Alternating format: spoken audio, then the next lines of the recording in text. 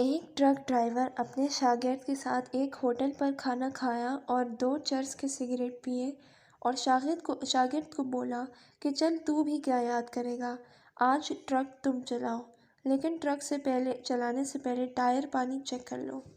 شاگرد بہت خوش ہوا کہ آج ٹرک چلاؤں گا۔ اس نے جلدی سے ریڈیئیٹر کا پانی چیک کیا، ٹائر کی طرف آیا تو دیکھا ٹائر پنکچر تھا۔ اس نے استاد کو ٹائر کے بارے میں بتایا۔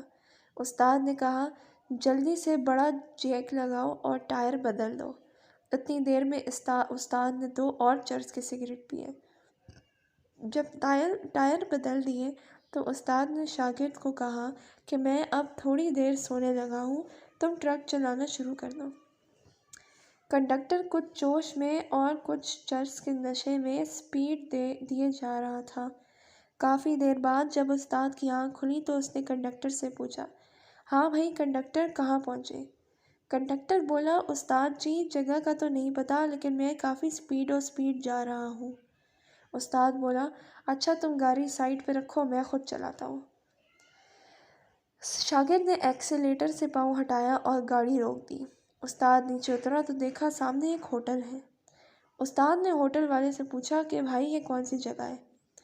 ہوٹل والا حیران و پریشان ان دونوں کو دیکھنے لگا اور بولا، جناب آپ تو اسی جگہ پر ہیں جہاں سے آپ نے کھانا کھایا۔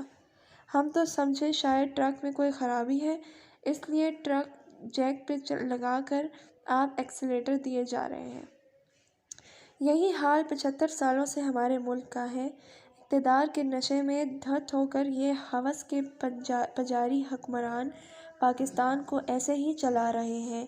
نہ پاکستان آگے جاتا ہے اور نہ ہی ان جیسے نمک حراموں سے چھٹکارا ملتا ہے۔